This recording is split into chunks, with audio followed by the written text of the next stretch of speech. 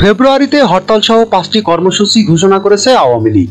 তাদের এই কর্মসূচি নিয়ে প্রশ্ন তুলেছেন বৈষম্য বিরোধী ছাত্র আন্দোলনের অন্যতম সমন্বয়ক ও জাতীয় নাগরিক কমিটির মুখ্য সংগঠক সারজিৎ আলম।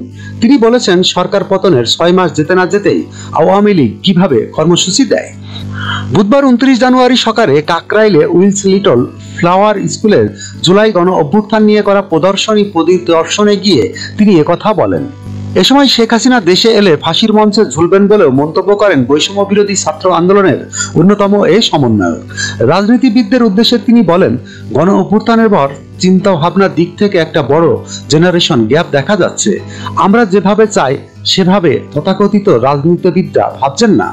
কে মানুষের জন্য ভালো বা কে দেশের জন্য ভালো তারা এটা ভাবে না। তারা ভাবে যাকে বসাচ্ছি সে আমার ম্যান কিনা, যাকে বসাচ্ছি সে আমার স্বার্থ সাধ করবে কিনা।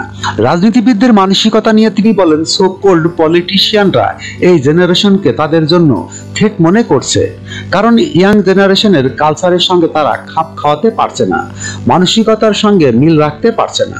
জাতীয় নাগরিক কমিটির এই মুখ্য সংগঠক বলেন, তরুণরা নেতৃত্ব না দিলে আগামী 1 দশকেও দেশে স্বৈরশাসনের অবসান হতো না।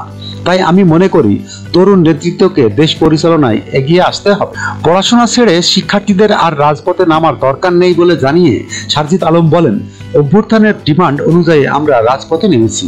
এখন ইয়াং জেনারেশনের সামনে ডিমান্ড হচ্ছে সত্যকে সত্য বলা আর অন্যায়কে অন্যায় বলা। যখনকার খবর তখনই দেখতে চোখ রাখুন সুন 24 টিভিতে।